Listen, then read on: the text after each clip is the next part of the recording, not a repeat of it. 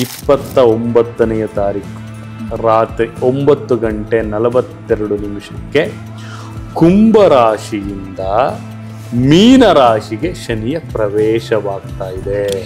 ಶನಿ ಅಂದರೆ ನಾವು ವಿಶೇಷವಾದಂತಹ ಒಂದು ವಿಚಾರದಲ್ಲಿ ನಾವು ನೋಡೋದಾದರೆ ಕರ್ಮದಂಡ ನಾಯಕ. ಶನಿ ಮಹಾತ್ಮನ ಯಾರು ಪೂಜೆಯನ್ನು ಮಾಡ್ತಾರೆ, ಶನೀಶ್ವರನ ಯಾರು ಆರಾಧನೆಯನ್ನು ಮಾಡ್ತಾರೆ, ಅವರಿಗೆ ಆತ ಉತ್ತಮವಾದಂತಹ ಫಲಗಳನ್ನು ಕೊಡೋದ್ರ ಜೊತೆಗೆ ಅವರ ಕರ್ಮದ ಆಧಾರದ ಮೇಲೆ ಆತನನ್ನು ಪೂಜೆ ಮಾಡಿದ್ರೂ ಸಹಿತ ಅಲ್ಲಿ ಆತನ ಕರ್ಮದ ತಕ್ಕಡಿಯಲ್ಲಿ ತೂಗ್ತಾನೆ. ಅವರನ್ನು ಸುಖ ಕೊಟ್ಟರು ಆತ ನಿಧಾನಗತಿಯಲ್ಲಿ ಕೊಡ್ತಾನೆ, ದುಃಖವನ್ನು ಕೊಟ್ಟರು ಸಹಿತ ಆತ ನಿಧಾನಗತಿಯಲ್ಲಿ ಕೊಡ್ತಾ ಹೋಗ್ತಾನೆ. ಮೇಷರಾಶಿ, ಕುಂಭರಾಶಿ ಮತ್ತು ಮೀನರಾಶಿ ಈ 3 ರಾಶಿಯವರು ವ್ಯಯ ಜಾಸ್ತಿ ಆಗ್ತಾ ಇರುತ್ತೆ, ಮತ್ತು ಅವರ ಒಂದು ಶುಭ ಕಾರ್ಯಗಳಿಗೆ ತುಂಬ ವಿಳಂಬ ಆಗ್ತಾ ಇರುತ್ತೆ. ಸಂತಾನೋತ್ಪತ್ತಿಯಲ್ಲಿ ಸಮಸ್ಯೆಗಳಾಗಿರ್ಬೋದು, ಪ್ರೀತಿಯಲ್ಲಿ ಮೋಸ ಆಗುವಂಥದ್ದಾಗಿರ್ಬೋದು, ಮನೆಯಲ್ಲಿ ಪಿತ್ರಾರ್ಜಿತ ಆಸ್ತಿಗಳಿಂದ ತೊಂದರೆ ಕಿರಿಕಿರಿಗಳಾಗುವಂಥದ್ದಾಗಿರ್ಬೋದು, ಕೋರ್ಟ್ ಕೇಸ್ ಕಚೇರಿಗಳಲ್ಲಿ ಅಲಿಯುವಂತಹ ಪರಿಸ್ಥಿತಿ, ತಮ್ಮ ಅಹಂಕಾರವನ್ನು ತುಡಿಯುವಂತಹ ಸಮಯ ಬರ್ತಾ ಇದೆ.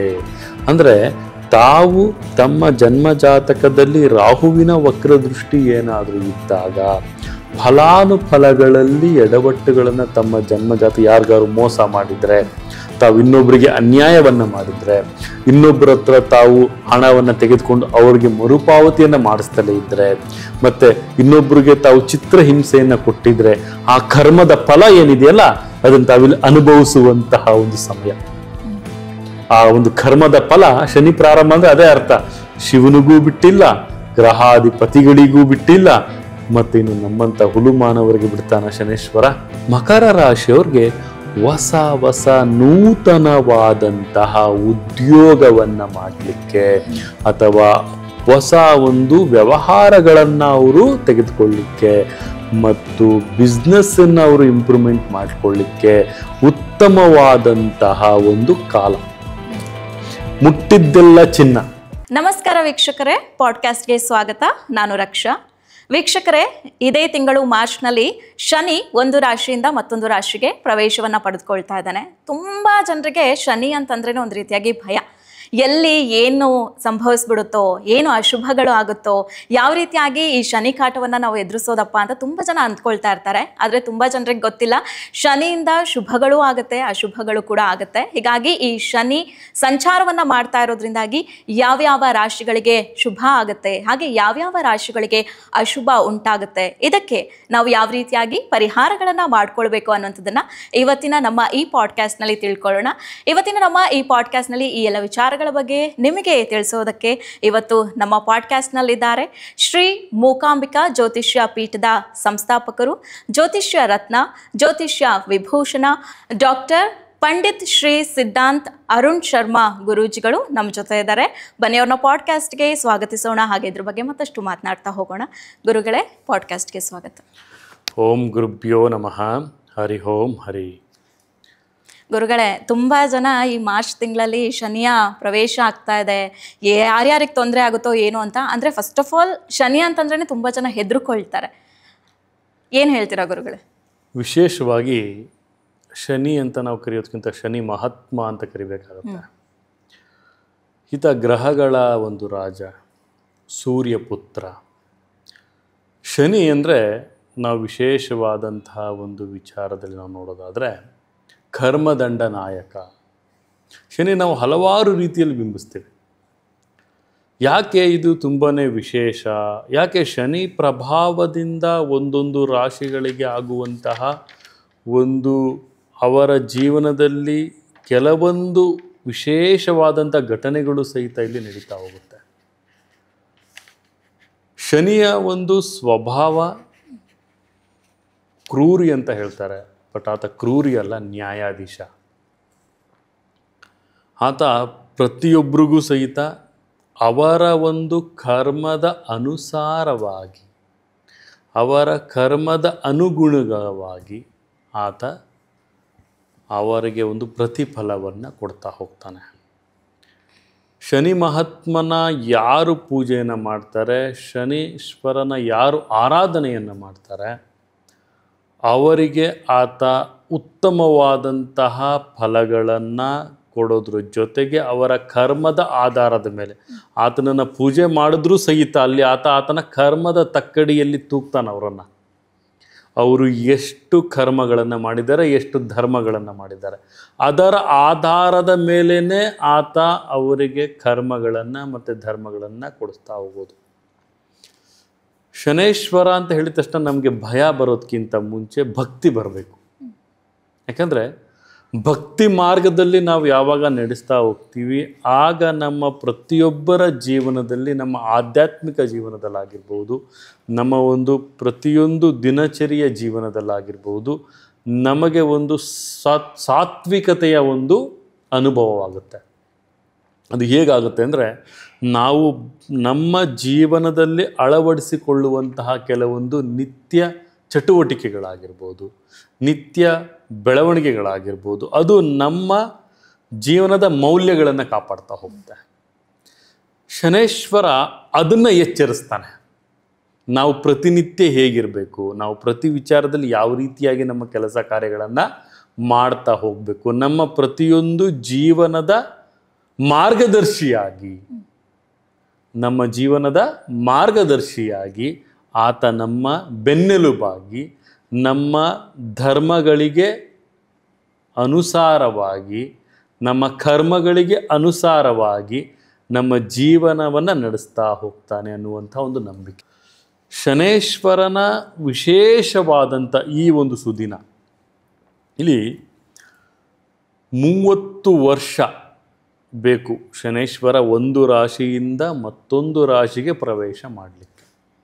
ಅಂದರೆ ಒಂದು ಸಂಚಾರವನ್ನು ಆತ ಮುಗಿಸ್ಲಿಕ್ಕೆ, ಒಂದು ರಾಶಿಯಿಂದ ಮತ್ತೊಂದು ರಾಶಿಗೆ ಹೋಗ್ಲಿಕ್ಕೆ 2.5 ವರ್ಷಗಳ ಕಾಲ ಆ ಒಂದು ಪರ್ಟಿಕ್ಯುಲರ್ ಪೀರಿಯಡ್ ಏನಂತ ಕರಿತೀವಿ ನಾವು, ಅದನ್ನು ಮಂದಿ ಅಂತ ಕರಿತೀವಿ. ಮಂದಿ ಅಂದರೆ ನಿಧಾನಗತಿಯಲ್ಲಿ ಶನಿಯ ಒಂದು ಸಂಚಾರವಾಗ್ತಾ ಹೋಗುತ್ತೆ. ನಮ್ಮ ಜೀವನದಲ್ಲೂ ಸಹಿತ ಸುಖ ಕೊಟ್ಟರು ಆತ ನಿಧಾನಗತಿಯಲ್ಲಿ ಕೊಡ್ತಾನೆ, ದುಃಖವನ್ನು ಕೊಟ್ಟರು ಸಹಿತ ಆತ ನಿಧಾನಗತಿಯಲ್ಲಿ ಕೊಡ್ತಾ ಹೋಗ್ತಾನೆ. ಇಲ್ಲಿ ವಿಶೇಷವಾಗಿ ಇದೇ ಮಾರ್ಚ್ 29ನೇ ತಾರೀಕು ರಾತ್ರಿ 9:42 ಕುಂಭರಾಶಿಯಿಂದ ಮೀನರಾಶಿಗೆ ಶನಿಯ ಪ್ರವೇಶವಾಗ್ತಾ ಇದೆ.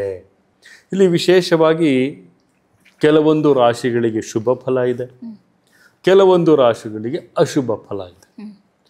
ಇಲ್ಲಿ ಶುಭ ಫಲ ಅಶುಭ ಫಲ ಇದು ಒಂದು ಯೂನಿವರ್ಸಲ್ ಆಗಿ ನಾವಿಲ್ಲಿ ಹೇಳ್ತಾ ಇರೋದು. ನನ್ನ ಪ್ರೀತಿಯ ವೀಕ್ಷಕರಿಗೆ ಹೇಳೋದೇನಪ್ಪ ಅಂದರೆ, ನಮ್ಮ ಜಾತಕದ ಮೂಲ ಲಗ್ನ ಜಾತಕದ ಒಂದು ಪರಿಶೀಲನೆಯನ್ನು ಮಾಡಿಕೊಂಡು ಈ ಶನಿ ಪ್ರಭಾವ ಯಾವ ರೀತಿಯಲ್ಲಿ ಒಂದೊಂದು ರಾಶಿಗೂ ಬೀಳ್ತಾ ಹೋಗುತ್ತೆ ಅನ್ನೋದನ್ನು ಸಹಿತ ನಾವಿಲ್ಲಿ ನೋಡಬಹುದಾಗುತ್ತೆ.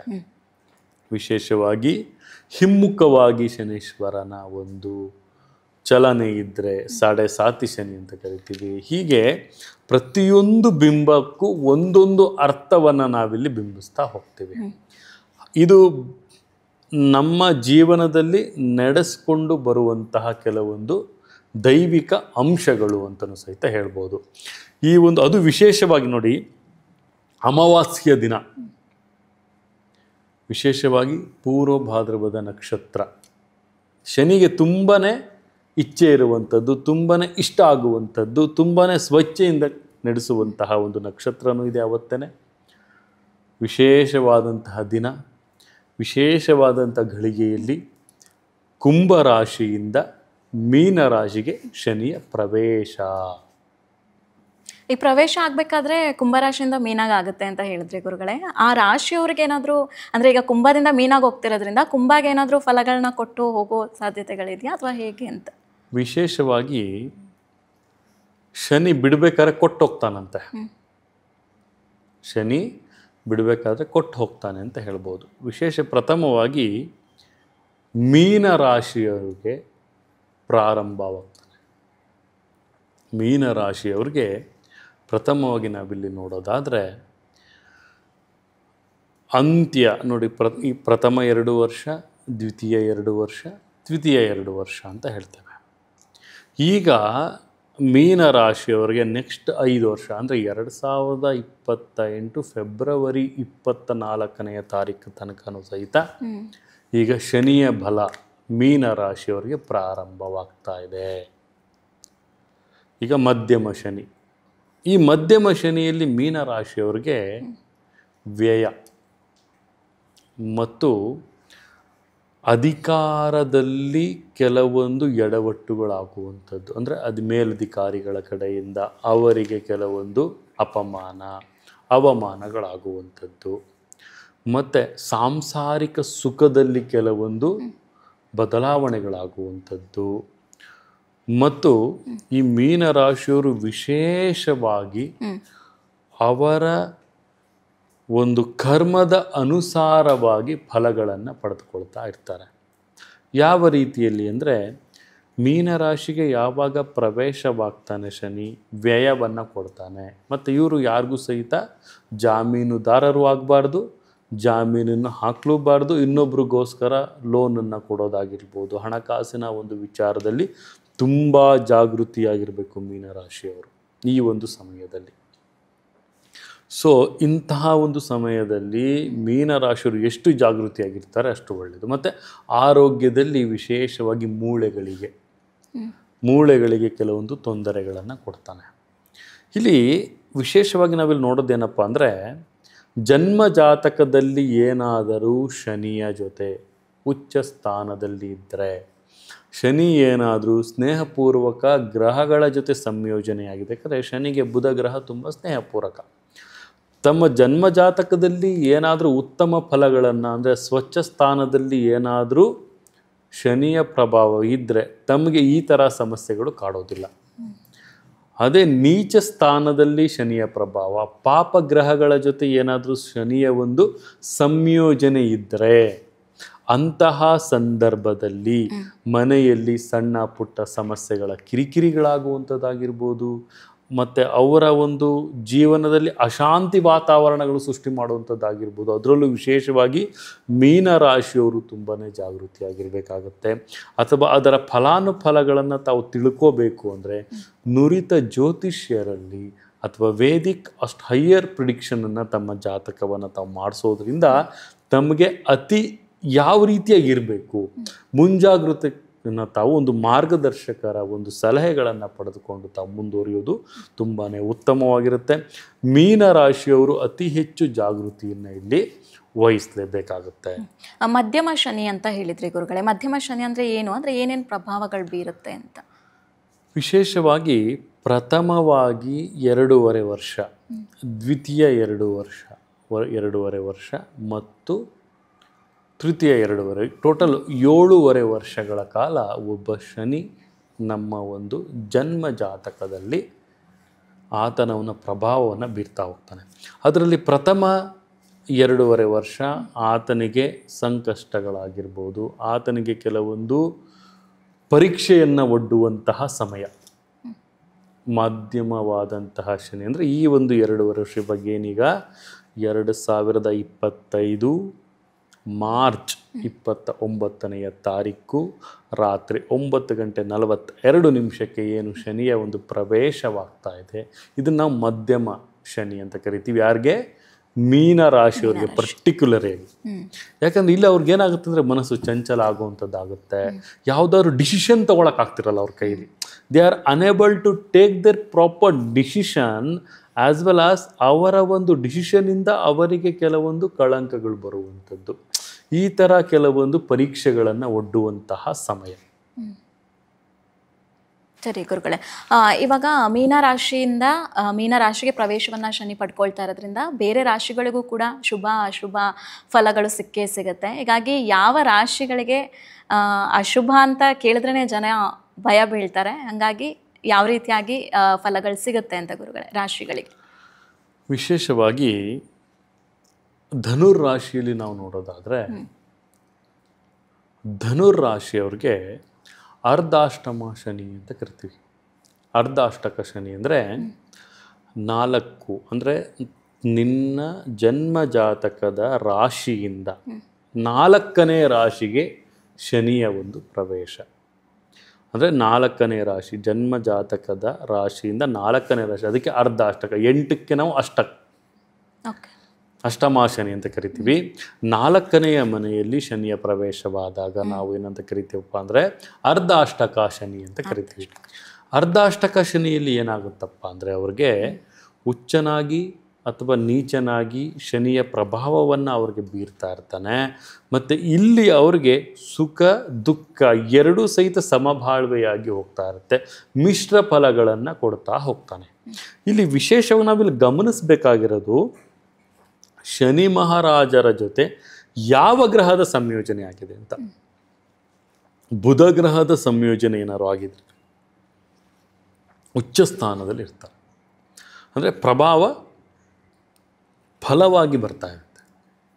ಅದೇ ನೀಚ ಸ್ಥಾನ, ಅದೇನಾದ್ರು ಶನಿಯ ಜೊತೆ ರಾಹುವಿನ ಒಂದು ಸಂಯೋಜನೆ ಏನಾದ್ರು ಆಗೋಗಿದ್ರೆ ಅಂತಹ ಸಂದರ್ಭದಲ್ಲಿ ಏನಪ್ಪ ಆಗುತ್ತೆ ಅಂದರೆ ವಿಶೇಷವಾಗಿ ವಾಹನ ಕಂಟಕಗಳಾಗಿರಬಹುದು, ಅಥವಾ ಅವ್ರಿಗೆ ಯಾವುದಾದರೂ ಅಂಗವಿಕಲತೆಯಾಗುವಂತಹ ವೈಫಲ್ಯಗಳು ಬರುವಂಥದ್ದಾಗಿರಬಹುದು. ಈ ಥರ ಕೆಲವೊಂದು ಸಮಸ್ಯೆಗಳು ಯಾವಾಗ ರಾಹುವಿನ ಅಥವಾ ಕೇತುವಿನ ವಕ್ರದೃಷ್ಟಿಯ ಜೊತೆಗೆ ಶನಿಯ ಒಂದು ಸಂಯೋಜನೆಯಾದಾಗ ಇಂತಹ ಸಂದರ್ಭದಲ್ಲಿ ಧನುರಾಶಿಯವರು ತುಂಬಾ ಜಾಗೃತಿಯಾಗಿರ್ಬೇಕಾಗುತ್ತೆ. ಸೊ ಇಲ್ಲಿ ವಾಹನ ಕಂಟಕಗಳು ಬರುವಂಥದ್ದಾಗಿರ್ಬೋದು, ಮತ್ತು ಅವರಿಗೆ ಸ್ವಲ್ಪ ವೈಯಕ್ತಿಕ ಜೀವನದಲ್ಲಿ ಕೆಲವೊಂದು ಸಮಸ್ಯೆಗಳು ಬರುವಂಥದ್ದಾಗಿರಬಹುದು. ಇಂತಹ ಒಂದು ವಿಚಾರದಲ್ಲಿ ಅವರು ತುಂಬಾ ಅರ್ಧಾಷ್ಟಕ ಶನಿಯಲ್ಲಿ ವಿಶೇಷವಾದಂಥ ಜಾಗೃತಿಯನ್ನು ಅವರು ತೆಗೆದುಕೊಳ್ಬೇಕಾಗುತ್ತೆ. ಇಂತಹ ಸಮಯದಲ್ಲಿ ಅವರು ಏನಪ್ಪ ಮಾಡ್ಬೋದಪ್ಪ ಅಂದರೆ ವಿಶೇಷವಾಗಿ ನೀರಿಗೆ ಬೆಲ್ಲವನ್ನು ಸೇರಿಸಬೇಕಾಗುತ್ತೆ.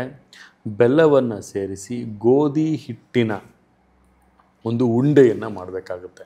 ನೀರಿಗೆ ಬೆಲ್ಲವನ್ನು ಸೇರಿಸಿ ಗೋಧಿ ಹಿಟ್ಟನ್ನು ಅದಕ್ಕೆ ಮಿಶ್ರಣವನ್ನು ಮಾಡಿ ಆ ಉಂಡೆಯನ್ನು 11 ಉಂಡೆ ಅಥವಾ 21 ಉಂಡೆ ಅಥವಾ 28 ಉಂಡೆಗಳನ್ನು ಮಾಡಿ ಅದನ್ನು ಆಹಾರವಾಗಿ ಪಶು ಪ್ರಾಣಿ ಇರುವೆ ಯಾವುದಾದ್ರೂ ಒಂದು ಪ್ರಾಣಿಗಳಿಗೆ ಅದನ್ನು ಅವರು ಕೊಡಬೇಕಾಗುತ್ತೆ. ಇದರಿಂದ ಏನಪ್ಪ ಆಗುತ್ತೆ ಅಂದರೆ ಅವರಿಗೆ ಆಗಿರುವಂತಹ ಕೆಲವೊಂದು ಕರ್ಮ ದೋಷಗಳು, ಸರಳ ಪರಿಹಾರಗಳನ್ನು ನಾನು ತಿಳಿಸ್ಕೊಡ್ತಾ ಇದ್ದೀನಿ ನನ್ನ ಪ್ರೀತಿಯ ವೀಕ್ಷಕರಿಗೆ. ಇದರಿಂದ ಏನಾಗುತ್ತೆ, ಅವ್ರಿಗೆ ಕೆಲವೊಂದು ದೋಷ ವಿಮೋಚನೆಯಾಗುವಂತಹ ಒಂದು ಸಂಗತಿಗಳು ಕಾಡುತ್ತೆ. ಅಂದರೆ ಈಗ ನೀವು ಹೇಳಿದ ಪರಿಹಾರವನ್ನು ಎಷ್ಟು ದಿನ ಮತ್ತು ಯಾವ ಸಮಯದಲ್ಲಿ ಮಾಡಬೇಕು, ಹೇಗೆ ಆರಂಭ ಮಾಡಬೇಕು ಅಂತ ಏನಾದ್ರು ರೀತಿಯ ಗುರುಗಳು? ವಿಶೇಷವಾಗಿ ಇದನ್ನು ಶನಿವಾರದೊಂದು, ಅಂದರೆ ಪ್ರತಿ ಶನಿವಾರ ಈ ಒಂದು ದೋಷವನ್ನು ತಾವು 12 ರಾಶಿಯವರು ಮಾಡಿದ್ರೂ ಸಹಿತ, ಈ ಒಂದು ಪರಿಹಾರವನ್ನು ತಾವು 12 ರಾಶಿಯವರು ಮಾಡಿದ್ರೂ ಸಹಿತ ತುಂಬಾ ಉತ್ತಮ.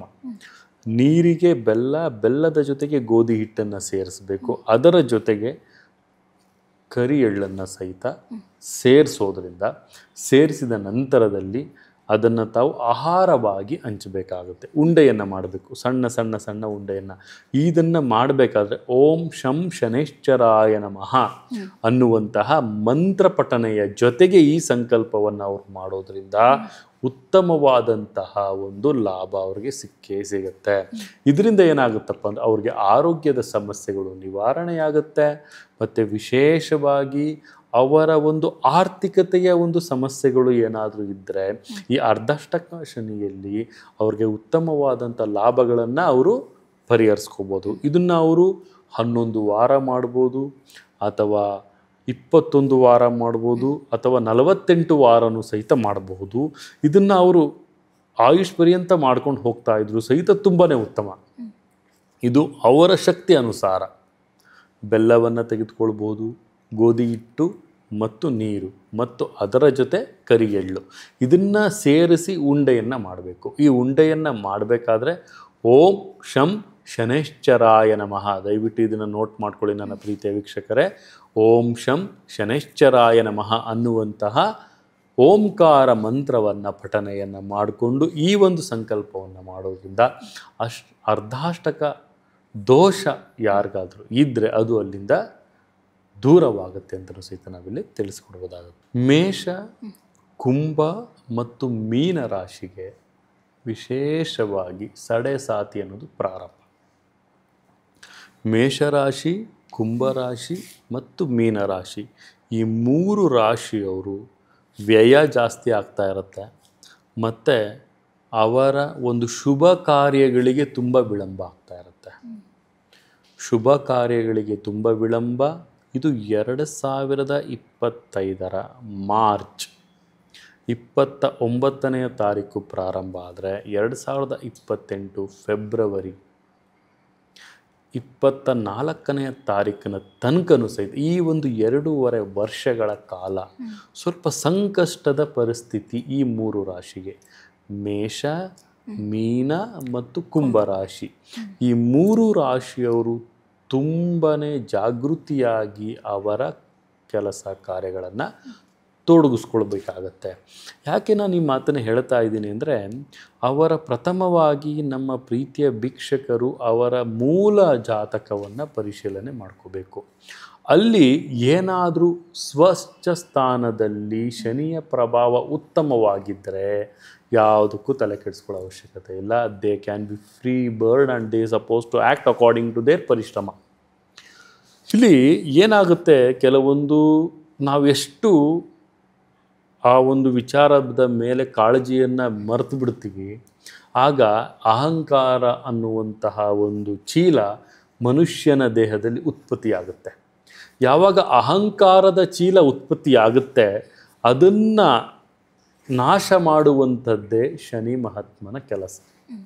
ಯಾವಾಗ ಅಹಂಕಾರ ಅನ್ನುವಂಥದ್ದು ಉತ್ಪತ್ತಿಯಾಗುತ್ತೆ, ಈ ಒಂದು ಸಮಯದಲ್ಲಿ ಈ 3 ರಾಶಿಯವರಿಗೆ ತುಂಬಾ ಜಾಗೃತಿಯಾಗಿರಬೇಕು. ಅಹಂಕಾರದ ಮೆಟ್ಟಿಲನ್ನು ಏರ್ದಲೇ ತಮ್ಮ ಸ್ವ ಅನುಷ್ಠಾನದಿಂದ ಸಕಾರಾತ್ಮಕ ಜೀವನಕ್ಕೆ ಕರೆದು ತರುವಂತಹ ಒಂದು ಪರೀಕ್ಷೆಗಳನ್ನು ಒಡ್ತಾ ಹೋಗ್ತಾನೆ ಶನೀಶ್ವರ. ಇಲ್ಲಿ ಈ 3 ರಾಶಿಗೆ ಉತ್ತಮವಾಗಿ ಯಾವ ಪರೀಕ್ಷೆಗಳು ಬರ್ಬೋದಪ್ಪ ಅಂದರೆ, ವ್ಯಯ ಆಗ್ಬೋದು, ಮತ್ತು ಸಂತಾನೋತ್ಪತ್ತಿಯಲ್ಲಿ ಸಮಸ್ಯೆಗಳಾಗಿರ್ಬೋದು, ಪ್ರೀತಿಯಲ್ಲಿ ಮೋಸ ಆಗುವಂಥದ್ದಾಗಿರ್ಬೋದು, ಮನೆಯಲ್ಲಿ ಪಿತ್ರಾರ್ಜಿತ ಆಸ್ತಿಗಳಿಂದ ತೊಂದರೆ ಕಿರಿಕಿರಿಗಳಾಗುವಂಥದ್ದಾಗಿರ್ಬೋದು, ಕೋರ್ಟ್ ಕೇಸ್ ಕಚೇರಿಗಳಲ್ಲಿ ಅಲಿಯುವಂತಹ ಪರಿಸ್ಥಿತಿ. ತುಂಬ ಚೆನ್ನಾಗಿರ್ತಾರೆ, ಸಡನ್ನಾಗಿ ಅವ್ರ ಮೇಲೆ ಯಾವುದಾದ್ರೂ ಒಂದು ಕೇಸ್ಗಳು ಬರುವಂಥದ್ದು, ಅದರಿಂದ ಅವ್ರ ಮಾನಸಿಕ ಶಾಂತಿ ಮತ್ತು ದೈಹಿಕ ಶಾಂತಿ ಎರಡೂ ಸಹಿತ ನಾಶವಾಗುವಂಥದ್ದು, ಅನಾರೋಗ್ಯದ ಸಮಸ್ಯೆಗಳಿಗೆ ಅವರು ತುತ್ತಾಗುವಂಥದ್ದು, ಮತ್ತು ಕರ್ಮವನ್ನು ಅವರು ಹಿಂಬಾಲಿಸುವಂಥದ್ದು, ಅವರು ಮಾಡಿದಂತಹ ಕರ್ಮವನ್ನು ಅವರೇ ಅನುಭವಿಸುವಂತಹ ಒಂದು ವಿಶೇಷವಾದಂಥ ಪ್ರಾರಂಭೋತ್ಸವ ಅಂದರೆ ಅದೇ. ಇಲ್ಲಿ ವಿಶೇಷವಾಗಿ ಶನೈಶ್ವರ ಕುಂಭರಾಶಿ, ಮೀನರಾಶಿ ಮತ್ತು ಮೇಷರಾಶಿ ಈ 3 ರಾಶಿಗಳಿಗೆ ಪ್ರಭಾವವನ್ನು ಪ್ರಾರಂಭ ಮಾಡ್ತಾ ಇದ್ದಾನೆ ಅಂದರೆ ತಾವು ಎಚ್ಚರಿಕೆ ಗಂಟೆ ಕೊಡ್ತಾ ಇದ್ದಾನೆ ಅಂತ ಅರ್ಥ. ತಮ್ಮ ಅಹಂಕಾರವನ್ನು ತುಡಿಯುವಂತಹ ಸಮಯ ಬರ್ತಾ ಇದೆ. ಅಂದರೆ ತಾವು ತಮ್ಮ ಜನ್ಮಜಾತಕದಲ್ಲಿ ರಾಹುವಿನ ವಕ್ರದೃಷ್ಟಿ ಏನಾದರೂ ಇದ್ದಾಗ, ಫಲಾನುಫಲಗಳಲ್ಲಿ ಎಡವಟ್ಟುಗಳನ್ನು ತಮ್ಮ ಜನ್ಮಜಾತ ಯಾರಿಗಾರು ಮೋಸ ಮಾಡಿದರೆ, ತಾವು ಇನ್ನೊಬ್ಬರಿಗೆ ಅನ್ಯಾಯವನ್ನು ಮಾಡಿದರೆ, ಇನ್ನೊಬ್ಬರ ಹತ್ರ ತಾವು ಹಣವನ್ನು ತೆಗೆದುಕೊಂಡು ಅವರಿಗೆ ಮರುಪಾವತಿಯನ್ನು ಮಾಡಿಸ್ತಲೇ ಇದ್ದರೆ, ಮತ್ತು ಇನ್ನೊಬ್ಬರಿಗೆ ತಾವು ಚಿತ್ರಹಿಂಸೆಯನ್ನು ಕೊಟ್ಟಿದ್ದರೆ, ಆ ಕರ್ಮದ ಫಲ ಏನಿದೆಯಲ್ಲ ಅದನ್ನು ತಾವಿಲ್ಲಿ ಅನುಭವಿಸುವಂತಹ ಒಂದು ಸಮಯ. ಆ ಒಂದು ಕರ್ಮದ ಫಲ ಶನಿ ಪ್ರಾರಂಭ ಅಂದರೆ ಅದೇ ಅರ್ಥ. ಶಿವನಿಗೂ ಬಿಟ್ಟಿಲ್ಲ, ಗ್ರಹಾಧಿಪತಿಗಳಿಗೂ ಬಿಟ್ಟಿಲ್ಲ, ಮತ್ತು ಇನ್ನು ನಮ್ಮಂಥ ಹುಲು ಮಾನವರಿಗೆ ಬಿಡ್ತಾನ ಶನೇಶ್ವರ. ಸೊ ಪ್ರತಿಯೊಂದು ಕರ್ಮಗಳ ಆಧಾರವಾಗಿ, ಅದೇ ನೀವು ಧರ್ಮ ಮಾರ್ಗದಲ್ಲಿ ಬಂದಿದ್ರೆ ತಮಗೆ ಶನೀಶ್ವರ ನಡೆಸಿರುವಂಥ ಸಂದರ್ಭದಲ್ಲಿ ಉನ್ನತ ಅಧಿಕಾರಕ್ಕೆ ಹೋಗ್ತಾರವರು, ಉನ್ನತ ಪ್ರಭಾವವನ್ನು ತೆಗೆದುಕೊಳ್ತಾರೆ. ಮನೆ ಕಟ್ಟುವಂಥದ್ದಾಗಿರ್ಬೋದು, ಉತ್ತಮವಾದಂತಹ ಒಂದು ಸೇವೆಯಲ್ಲಿ ಅವರನ್ನು ಅವರು ತೊಡಗಿಸ್ಕೊಂಡು ಹೋಗಿದ್ದರೆ ಶನಿ ಅದೇ ನ್ಯಾಯಾಧೀಶದ ಒಂದು ತಕ್ಕಡಿಯಲ್ಲಿ ತೂಗಿ ಅವರಿಗೆ ಪ್ರಭಾವವನ್ನು ಹೆಚ್ಚಿಸ್ತಾ ಹೋಗ್ತಾನೆ, ಅವರ ಒಂದು ಸಂಪತ್ತನ್ನು ಹೆಚ್ಚಿಸ್ತಾನೆ, ಆಯುಷ್ಯನ್ನು ಹೆಚ್ಚಿಸ್ತಾನೆ, ಅದೇ ರೀತಿ ಅವರ ಒಂದು ಪ್ರಖ್ಯಾತಿಯನ್ನು ಸಹಿತ ಹೆಚ್ಚಿಸ್ತಾ ಹೋಗ್ತಾ ಇರ್ತಾನೆ ಇದೇ 3 ರಾಶಿಯವರಿಗೆ. ಅದಕ್ಕೆ ನನ್ನ ಪ್ರೀತಿಯ ವೀಕ್ಷಕರಿಗೆ ಹೇಳೋದು, ಶನೇಶ್ವರ ಅಂದರೆ ಭಯ ಅಲ್ಲ, ಕರ್ಮದಂಡ ನಾಯಕ. ಕರ್ಮಕ್ಕೆ ಅನುಸಾರವಾಗಿ ಕೊಡುವಂತಹ ಫಲಾನುಫಲಗಳನ್ನು ತಾವು ಸ್ವೀಕರಿಸಲು ಸಿದ್ಧರಾಗಿ. ಕುಂಭ, ಮೀನ, ಮೇಷ ರಾಶಿಯವರು. ಗುರುಗಳೇ, ನೀವು ಹೇಳಿದ್ರಿ ನಮಗೆ ಎಷ್ಟೇ ಕರ್ಮಫಲಗಳಿದ್ರೂ ಕೂಡ ನಮ್ಮ ಮೂಲ ಜಾತಕವನ್ನು ನಾವು ತೋರಿಸ್ಕೊಳ್ಬೇಕು, ಅದರಲ್ಲಿ ನಮ್ಮ ಕರ್ಮಫಲ ಚೆನ್ನಾಗಿದ್ರೆ ಏನೂ ಆಗೋದಿಲ್ಲ, ಒಳ್ಳೆಯದೇ ಆಗುತ್ತೆ ಅಂತ. ಆದರೆ ತುಂಬ ಜನ ವೀಕ್ಷಕರು ಏನು ಮಾಡ್ತಾರೆ, ವಿಡಿಯೋ ನೋಡ್ತಿರ್ತಾರೆ, ಓ ನಮ್ಮ ರಾಶಿಗೆ ಕಂಟಕ ಇದೆ, ಅಶುಭ ಇದೆ, ಸೊ ನಾವು ಇದನ್ನೆಲ್ಲ ಫಾಲೋ ಮಾಡಬೇಕು ಅಂತ ಹೇಳ್ತಾರೆ ಹೊರತು ಅವರ ಮೂಲ ಜಾತಕವನ್ನು ಯಾವತ್ತೂ ಕೂಡ ಪರಿಶೀಲನೆ ಮಾಡಿಸಿರೋದಿಲ್ಲ. ಸೊ ಅಂಥವ್ರಿಗೆ ಹಾಗೆ ಮೂಲ ಜಾತಕವನ್ನು ಪರಿಶೀಲನೆ ಮಾಡಿಸೋದ್ರಿಂದ ಏನೇನು ಆಗುತ್ತೆ ಅನ್ನೋದ್ರ ಬಗ್ಗೆ ಹೇಳೋದಾದರೆ ಗುರುಗಳು. ವಿಶೇಷವಾಗಿ ಅವರ ಮೂಲ ಜಾತಕವನ್ನು ಪರಿಶೀಲನೆ ಮಾಡಿಸೋದ್ರಿಂದ ಅವ್ರಿಗೆ ಒಂದು ಅರ್ಥ ಆಗುತ್ತೆ, ನನ್ನ ಗ್ರಹಾಧಿಪತಿಗಳು ಯಾವ ಯಾವ ಸ್ಥಾನದಲ್ಲಿ ಕೂತ್ಕೊಂಡಿದ್ದಾರೆ, ಈಗ ನನಗೆ ಏನು ನಡೀತಾ ಇದೆ. ವಿಶೇಷವಾಗಿ ದಶಭುಕ್ತಿಗಳನ್ನು ನೋಡ್ತೇವೆ ಮತ್ತು ಯಾವ ಸ್ಥಾನದಲ್ಲಿ ಯಾವ ಗ್ರಹಗಳ ಯಾವ ಅಧಿಪತಿ ಯಾವ ರಾಶಿಯಲ್ಲಿ ಕೂತ್ಕೊಂಡಿದ್ದಾರೆ. ನೋಡಿ, ಈಗ ಕುಂಭದಿಂದ ಮೀನಾಗೆ ಪ್ರವೇಶ ಆಗ್ತಾ ಇದೆ ಶನಿ ಈಗ ಮೀನದಲ್ಲಿ ಕೂತ್ಕೊಂಡಿದ್ದಾನೆ. ಸೊ ಅಲ್ಲಿಂದ ಯಾವ ರಾಶಿಗಳಿಗೆ ದೃಷ್ಟಿಯನ್ನು ಕೊಡ್ತಾನೆ, ಯಾವ ಗ್ರಹಗಳ ದೃಷ್ಟಿ ಶನಿಯ ಮೇಲೆ ಬಿದ್ದಿರುತ್ತೆ, ಶನಿ ಯಾವ ಗ್ರಹನ ಆತ ಕಂಟ್ರೋಲಿಂಗ್ ಮಾಡ್ತಾನೆ ಅನ್ನೋದೆಲ್ಲನೂ ಸಹಿತ ಪರಿಪರಿಯಾಗಿ ತಿಳ್ಕೋಬೇಕಾಗತ್ತೆ. ಯಾಕೆಂದರೆ ಮುನ್ಸೂಚನೆ, ಇದು ಜಾತಕ ಪರಿಶೀಲನೆ ಮಾಡೋದ್ರಿಂದ ಕತ್ತಲಿನಿಂದ ಬೆಳಕಿನೆಡೆಗೆ ನಡೆಯುವಂತಹ ಮಾರ್ಗದರ್ಶಕ. ಜ್ಯೋತಿಷ್ಯ ಫಲ ಅಂದರೆ ಅದೇ, ಜ್ಯೋತಿಷ್ಯ ಫಲ ಮತ್ತು ಪೂಜೆ. ಜ್ಯೋತಿಷ್ಯವನ್ನು ಪ್ರಥಮವಾಗಿ ತಾವು ಅರ್ಥ ಮಾಡ್ಕೊಳ್ಳಿ, ಮತ್ತು ಪೂಜೆ ಪುನಸ್ಕಾರಗಳಿಂದ ಸರಳ ಪರಿಹಾರಗಳನ್ನು ಮಾಡಿಕೊಂಡಾಗ ನಿಮಗೆ ಫಲ ಸಿಗುತ್ತೆ. ನೀವು ಅದಕ್ಕೆ ಅಂದ್ಬಿಟ್ಟು ಹೆವಿ ದುಡ್ಡುಗಳನ್ನ ಖರ್ಚು ಮಾಡ್ಕೊಳ್ಳೋದು ಅವೆಲ್ಲ ಅವಶ್ಯಕತೆ ಇಲ್ಲದಿರೋ ವಿಚಾರ. ಸರಳ ಪರಿಹಾರ ತಾವು ಮನೆಯಲ್ಲೇ ಕುತ್ಕೊಂಡು ಮಾಡುವಂಥದ್ದಾಗಿರ್ಬೋದು, ಅಥವಾ ಗುಡಿ ಗೋಪುರಗಳಿಗೆ ಹೋಗುವಂಥ ಪರಿಹಾರಗಳಾಗಿರ್ಬೋದು, ಮತ್ತು ತಮಗೆ ಯಾವ ತಮ್ಮ ಒಂದು ಸಮಾಲೋಚನೆಗೆ ಬಿಟ್ಟಿರುವಂಥದ್ದಾಗಿರುತ್ತೆ. ತಮಗೆ ಎಷ್ಟು ಸಾಧ್ಯವೋ ಅಷ್ಟು ಧಾರ್ಮಿಕ ರೀತಿಯಲ್ಲಿ ಜೀವನ ಮಾಡಲಿಕ್ಕೆ ತಮ್ಮ ಒಂದು ಜೀವನದ ಶೈಲಿಯನ್ನು ಬದಲಾಯಿಸ್ಕೊಳ್ಳಿ. ಅದರಿಂದ ಏನಾಗುತ್ತೆ, ತಮಗೆ ಉತ್ತಮವಾದಂಥ ಫಲಾನುಫಲಗಳು ಸಿಗುತ್ತೆ. ಈ ಜನ್ಮ ಜಾತಕವನ್ನು ಪರಿಶೀಲನೆ ಮಾಡಿಸ್ಕೊಳ್ಳೋದ್ರಿಂದ ತಮಗೆ ಮಾರ್ಗದರ್ಶಕದ ಒಂದು ಅಧಿಸೂಚಿ, ತಮ್ಮ ಕತ್ತಲಿನ ಜೀವನದಿಂದ ಬೆಳಕಿನ ಜೀವನಕ್ಕೆ ಬರಲಿಕ್ಕೆ ಉತ್ತಮವಾದಂತಹ ಒಂದು ಫಲಾನುಫಲಗಳಲ್ಲಿ ಸಿಗ್ತಾ ಹೋಗುತ್ತೆ. ಸರಿ ಗುರುಗಳೀಗ ಕುಂಭ, ಮೀನ, ಮೇಷ ರಾಶಿಗಳಿಗೆ ಯಾವ ರೀತಿಯಾಗಿ ಪ್ರಭಾವ ಬೀರುತ್ತೆ ಅಂತ ಹೇಳಿದರೆ ಅದಕ್ಕೇನಾದರೂ ಸರಳ ಪರಿಹಾರ ಏನಾದರೂ ತಿಳಿಸ್ಬೋದಾ ಗುರುಗಳೇ? ವಿಶೇಷವಾಗಿ ಶನೇಶ್ವರನ ಆರಾಧನೆಯನ್ನು ಮಾಡಬೇಕು. ವಿಶೇಷವಾಗಿ 29ನೇ ತಾರೀಕು ಶನಿ ಶಾಂತಿಯನ್ನು ಮಾಡಿಸ್ಕೊಳ್ಳಿ. ಯಾವುದಾದ್ರೂ ದೇವಸ್ಥಾನಕ್ಕೆ ಹೋಗಿ ಒಂದು ತುಳಸಿ ಮಾಲೆಯನ್ನು ಶನೀಶ್ವರನಿಗೆ ಅರ್ಪಣೆಯನ್ನು ಮಾಡಿ, ಎಳ್ಬತ್ತಿ ದ್ವೀಪವನ್ನು ತಾವು ಹಚ್ಚಿ ಪ್ರತಿ ಶನಿವಾರ ಶನೇಶ್ವರನಿಗೆ ಈ ಒಂದು ಶನಿ ಪ್ರಭಾವವನ್ನು ಕಮ್ಮಿ ಮಾಡಬೇಕಾದ್ರೆ ನಾವು ಹನುಮನ ಧ್ಯಾನವನ್ನು ಮಾಡಬೇಕು. ಯಥಾ ಹನುಮ ತಥಾ ಶನಿ, ಅಂದರೆ ಹೇಗೆ ಹನುಮನ ಒಂದು ಚಾಲಿಸನ್ನು ನಾವು ಪಠನೆ ಮಾಡ್ತಾ ಹೋಗ್ತೀವಿ, ಹಾಗೆ ಶನಿಯ ಪ್ರಭಾವವನ್ನು ಸಹಿತ ಕಡಿಮೆಯಾಗ್ತಾ ಹೋಗುತ್ತೆ.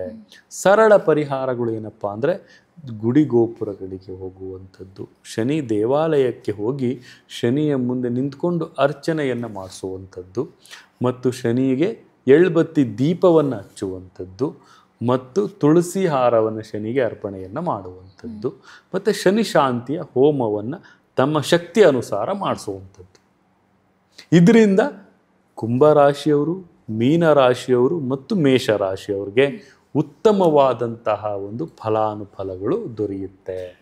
ಬೇರೆ ಉಳಿದ ರಾಶಿಗಳಿಗೆ ಯಾವ ರೀತಿಯಾಗಿ ಪ್ರಭಾವ ಬೀರುತ್ತೆ ಗುರುಗಳೇ? ವಿಶೇಷವಾಗಿ ಹೇಳಬೇಕು ಅಂದರೆ ಮಕರ ರಾಶಿಯವರಿಗೆ ಶನಿ ಮುಕ್ತಾಯ ಆಗ್ತಾ ಇದ್ದಾನೆ.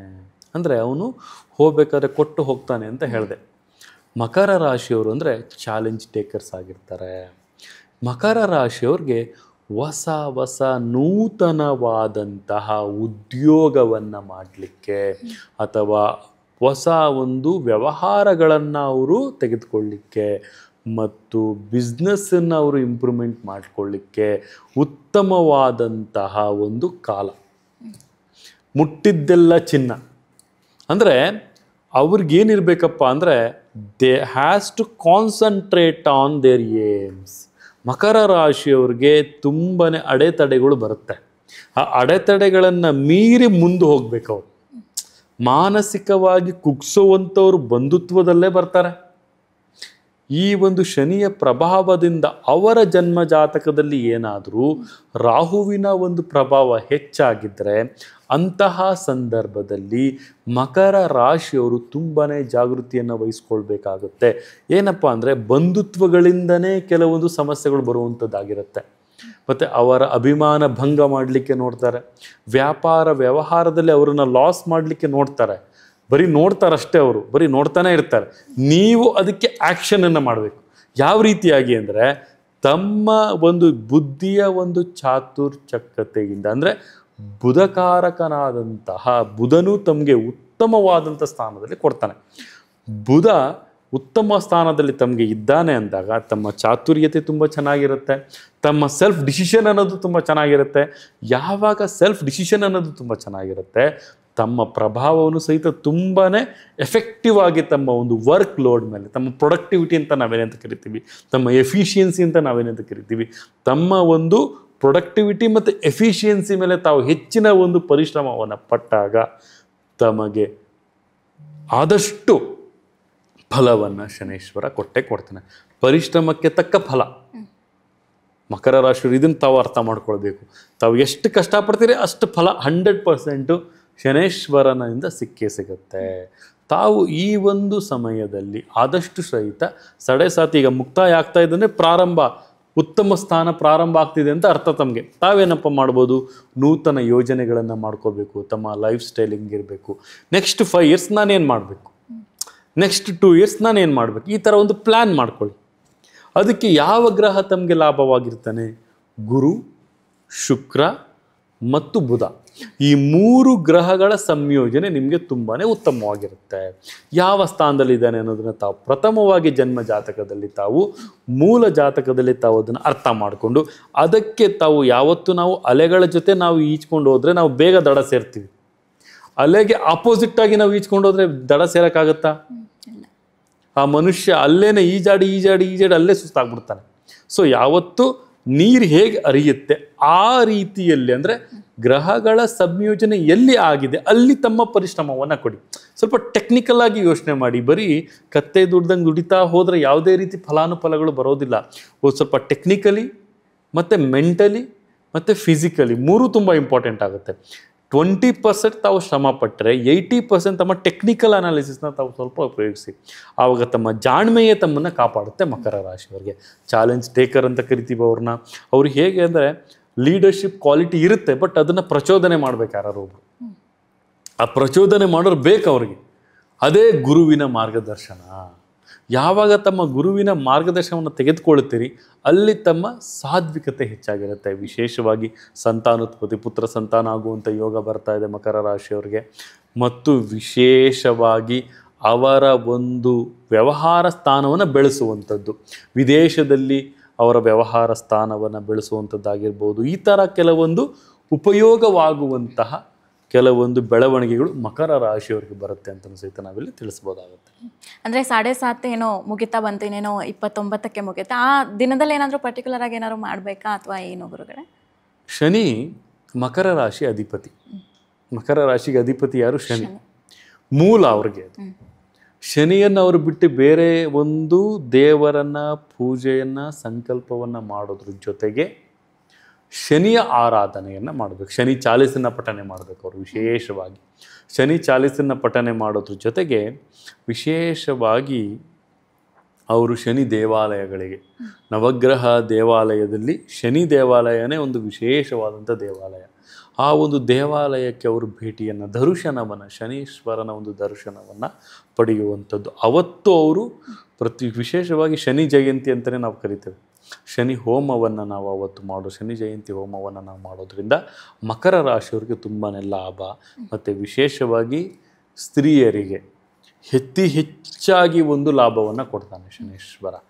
ಮತ್ತು ಅವರಿಗೆ ಸ್ವಲ್ಪ ಅನಾರೋಗ್ಯ ಸಮಸ್ಯೆಗಳು ಏನಾದರೂ ಇದ್ದರೆ ಮಕರ ರಾಶಿಯವರಿಗೆ, ಅವರ ಋತುಚಕ್ರದ ಸಮಸ್ಯೆಗಳಿದ್ದರೆ ಅಕಸ್ಮಾತ್, ಮತ್ತು ಅವ್ರಿಗೆ ಏನಾದರೂ ಒಂದು ವಿದ್ಯಾರ್ಜನೆಯಲ್ಲಿ ಸಮಸ್ಯೆ ಬರ್ತಾ ಇದ್ದರೆ, ಮತ್ತು ಅವರ ಒಂದು ಚಾತುಚಕ್ರತೆಯಲ್ಲಿ ಅಥವಾ ಜ್ಞಾಪಕ ಶಕ್ತಿಯಲ್ಲಿ ಸಮಸ್ಯೆಗಳನ್ನು ಬರ್ತಾ ಇದ್ದರೆ ಅವರು ಶನಿ ಚಾಲಿಸನ್ನು ಅವರು ಪಠನೆಯನ್ನು ಆವತ್ತಿನ ದಿವಸ ವಿಶೇಷವಾಗಿ ಆ ಒಂದು particular day, if they are doing that particular energy, they will get N proper result ಅಂತಲೂ ಸಹಿತ ನಾವಿಲ್ಲಿ ಹೇಳ್ಬೋದು.